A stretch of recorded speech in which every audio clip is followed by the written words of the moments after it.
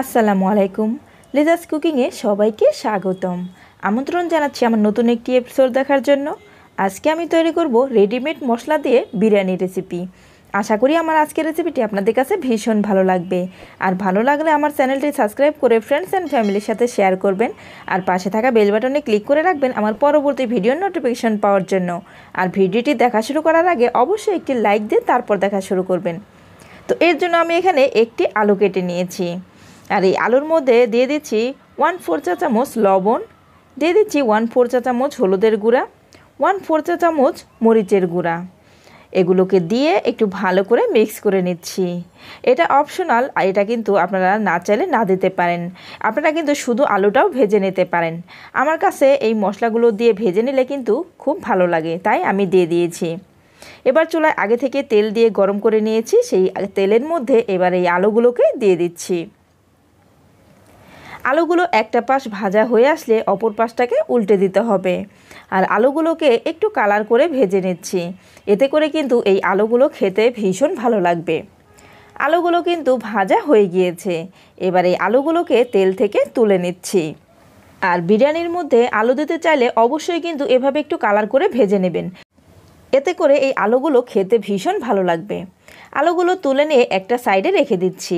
এবার এই তেলের মধ্যেই আমি আরও কিছুটা তেল অ্যাড করে দিচ্ছি। তেলটা একটু গরম হয়ে আসলে এখানে অ্যাড করে দিচ্ছি 1 কাপ পরিমাণ পেঁয়াজ কুচি। পেঁয়াজ কুচি দিয়ে এই পেঁয়াজ কুচিগুলোকে আমি ভেজে নিচ্ছি। আর এই পেঁয়াজ কুচিগুলোকে একেবারে বেরেস্তা করে ভেজে নিব। যখন এরকম বেরেস্তার কালার হয়ে আসবে ঠিক সেই পর্যায়ে এখান থেকে আমি কিছুটা বেরেস্তা তুলে রেখে দিচ্ছি। আর এই বেরেস্তাগুলো আমাদের পরে কাজে লাগবে। আর এই পর্যায়ে কিন্তু চুলার আঁচটা একদম লোতে রাখতে হবে, তা না হলে কিন্তু বেরেস্তাগুলো পুড়ে যাবে। আর চুলার আঁচটা লোতে রেখেই এরপর আমি বেরেস্তাগুলোকে তুলে নিয়েছি। এবার এখানে নিয়েছি আমি বিরিয়ানির প্যাকেটের মশলা। আর আমি এই রাঁধুনি বিরিয়ানির প্যাকেটের মশলাটা দিয়েই আমি আজকে বিরিয়ানিটা রান্না করব। এখানে 1 প্যাকেট মশলা আছে। আর এই মশলার প্যাকেটটা কেটে আমি পুরো মশলাগুলোই দিয়ে দিচ্ছি। আপনারা কতটুকু বিরিয়ানি রান্না করবেন সেই পরিমাণ বুঝে মশলাগুলো দিয়ে দেবেন। আমি এখানে আমার পরিমাণটা বুঝেই আমি সবটুকু মশলাই দিয়ে দিয়েছি। মশলাগুলো দিয়ে একটু ভালো করে নেড়েচেড়ে মিশিয়ে নিয়েছি। মিশিয়ে নেওয়ার পর এই মশলাগুলো যেন পুড়ে না যায় সেজন্য একটু পানি দিয়ে দিলাম। এই পানিটা দিয়ে এই মশলাগুলোকে খুব ভালো করে কষিয়ে নেব। আর এখানে একটু আমি আদা রসুনের পেস্ট দিয়ে দিয়েছি। আর এই আদা রসুনের পেস্টটা দেওয়া আমার স্কিপ হয়ে গিয়েছে, তাই আমি দেখাতে পারলাম না। এবার এখানে অ্যাড করে দিলাম আমি টক দই। আর এই টক দইটা আমি ঘরেই তৈরি করে নিয়েছি। ঘরে যদি টক দই না থাকে খুব অল্প উপকরণেই কিন্তু টক দইটা ঘরেই তৈরি করে নেওয়া যায়। এবার ভালো করে এই মশলাগুলোকে কষিয়ে নিতে হবে। এবার ঢাকনা দিয়ে ঢেকে অপেক্ষা করছি 5 মিনিটের জন্য। ফিরে আসছি 5 মিনিট পর। 5 মিনিট পর ঢাকনা খুলে নেড়ে দিচ্ছি। আর এর মধ্যে মশলাগুলো কিন্তু খুব ভালোভাবে কষানো হয়ে গিয়েছে। যখন এই মশলা থেকে তেলটা উপরে ভেসে উঠবে ঠিক সেই পর্যায়ে বুঝতে হবে মশলাগুলো কষানো হয়ে গিয়েছে। এবার এখানে নিয়েছি 1.5 কেজি গরুর মাংস। আর এই গরুর মাংসগুলো আমি ছোটো করে পিস করে কেটে নিয়েছি। আপনারা চাইলে আপনারা ছোট কিংবা বড় করে কেটে নিতে পারেন। এবার এই মাংসগুলোকে মশলার মধ্যে অ্যাড করে দিচ্ছি। মশলার মধ্যে দিয়ে দেওয়ার পর এবার এই মশলার সঙ্গে এই মাংসটাকে খুব ভালো করে নেড়েচেড়ে মিশিয়ে নিচ্ছি। এই পর্যায়ে চুলার আঁচটা হাই হিটে রেখেছি। হাই হিটে রেখেই এই মাংসগুলোকে ভালো করে কষিয়ে নিতে হবে। মিশিয়ে নেওয়ার পর এবার ঢাকনা দিয়ে ঢেকে অপেক্ষা করছি 10 মিনিট। ফিরে আসছি 10 মিনিট পর। 10 মিনিট পর ঢাকনা খুলে নেড়ে দিচ্ছি। মাংসগুলো থেকে কিন্তু অনেকটাই পানি উঠেছে। আর এই মাংসর মধ্যে কিন্তু এক্সট্রা পানি দিয়ে কষিয়ে নেওয়ার কোনো প্রয়োজন নেই। এই মাংসতে যে পানি আছে এই পানিতেই কিন্তু এই মাংসটা খুব ভালোভাবে কষানো হয়ে যাবে। এবার আমি আবারও ঢাকনা দিয়ে ঢেকে অপেক্ষা করছি 10 মিনিট।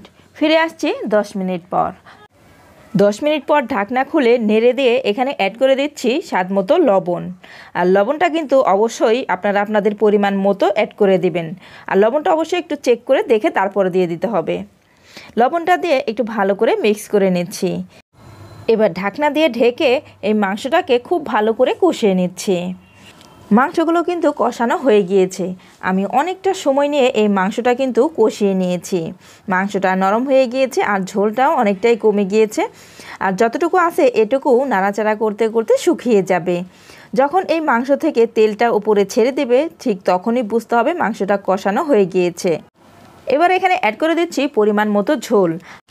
আর এই ঝোলটা কিন্তু একেবারে বেশিও দেওয়া যাবে না, আবার একেবারে কমও দেওয়া যাবে না। মাংসটা সিদ্ধ হবে সেটা বুঝে পরিমাণ মতোই ঝোলটা অ্যাড করে দিতে হবে। ঝোলটা দিয়ে ঢাকনা দিয়ে ঢেকে দিচ্ছি। কিছুক্ষণ পর আমি ঢাকনা খুলে নেড়ে দিচ্ছি। এই রমজান মাসে ইফতারিতে কিন্তু ঝটপট এই রেডিমেড প্যাকেট মশলায় কিন্তু এইভাবে বিরিয়ানি তৈরি করে নিতে পারেন। এটা কিন্তু তৈরি করা একদমই ইজি, কোনো রকম কোনো ঝামেলাও নেই, কোনো কষ্টও নেই। খুব সহজেই বিরিয়ানি রান্না করে ইফতারিতে পরিবারের সবাই মিলে কিন্তু মজা করে খাওয়া যায়। এর মধ্যেই আমার মাংসটা কিন্তু একেবারে পুরোপুরি রেডি হয়ে গিয়েছে।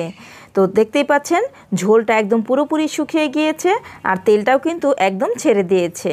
তার মানে এই বিরিয়ানি রান্নার জন্য আমার এই মাংসটা পুরোপুরি রেডি। এবার চুলা থেকে নামিয়ে একটা সাইডে রেখে দিয়েছি। এবার আমি আরও একটি প্যান বসিয়ে দিয়ে দিয়েছি সরিষার তেল।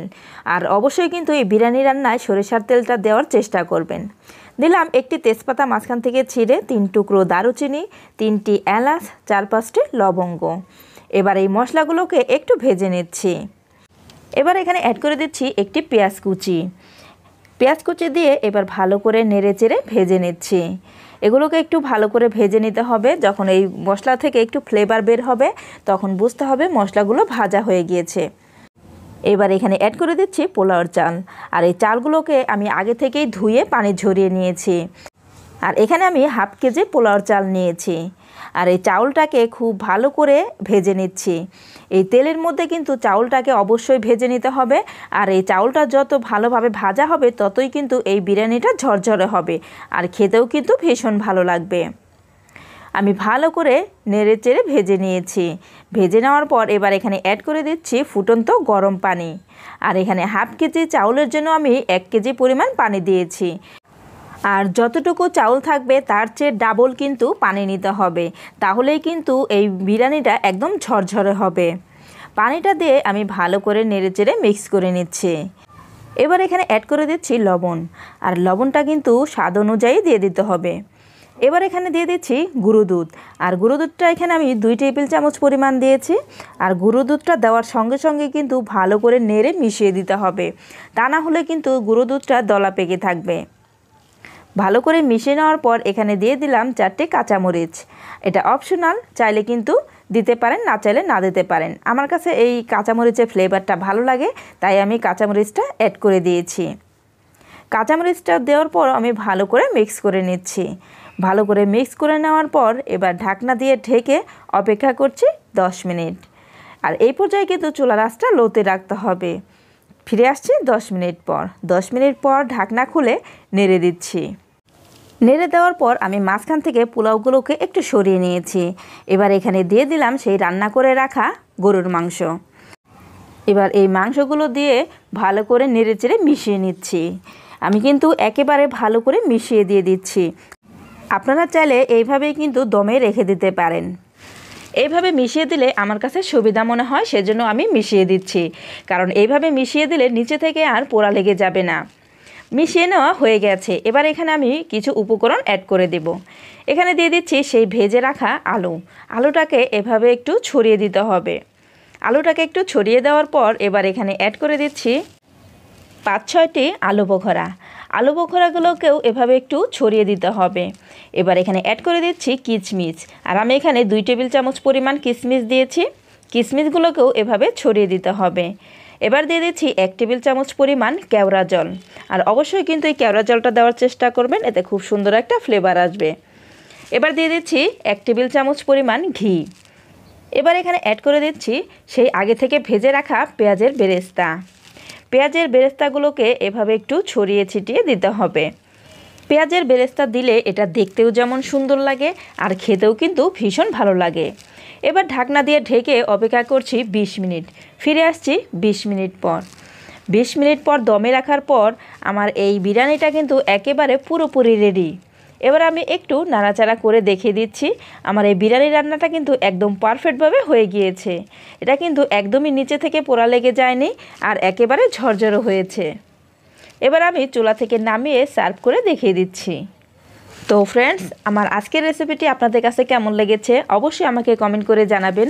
আর যারা একেবারে নতুন রাঁধুনি, আশা করি আমার আজকের রেসিপিটি তাদের কাজে আসবে। আর যারা ইফতারের জন্য এইভাবে বিরিয়ানি এখনও রান্না করে খেয়ে দেখেন নাই, তারা একবার হলেও এইভাবে রেডিমেড মশলা দিয়ে বিরিয়ানি রান্না করে খেয়ে দেখবেন। আমার বিশ্বাস আপনাদের কাছে ভীষণ ভালো লাগবে। তো আজ এই পর্যন্তই, পরবর্তী পর্বে আবার দেখা হবে। সবাই ভালো থাকবেন। আল্লাহ হাফেজ।